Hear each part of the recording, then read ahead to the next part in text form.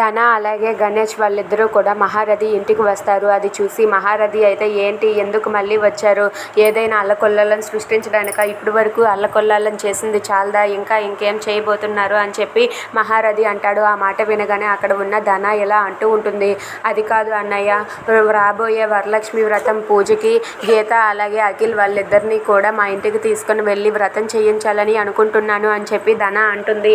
ఆ మాట వినగానే మహారథి విరూపాక్షి వాళ్ళిద్దరూ కూడా ఒక్కసారిగా షాక్ అవుతారు. ఇక ఆ మాట విని జాగృతి అయితే చాలా సంతోషిస్తుంది. అందుకే పిలవడానికి వచ్చానన్నయ్య అని చెప్పి అక్కడ ఉన్న ధన అంటుంది. ఆ మాట వినగానే గీత అయితే ఒక్కసారిగా షాక్ అయిపోతుంది.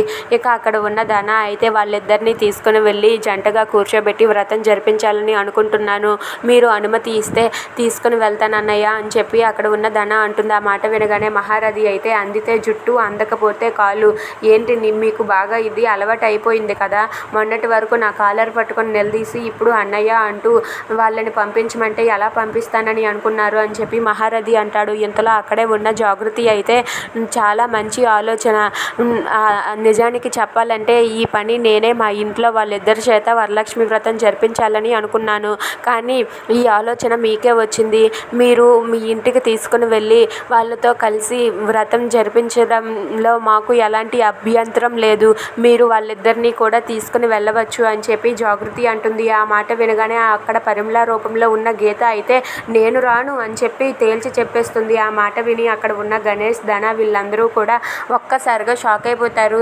ఏంటమ్మా ఎందుకలా అంటున్నావని చెప్పి ధన అంటుంది. ఆ వ్రతం జరిపించడానికి నేను మాత్రం ఆ ఇంటికి రాను కాక రాను అని చెప్పి గట్టిగా అంటుంది. అది విని విరూపాక్షి కంగారు పడుతుంది. If you like this video please subscribe our channel.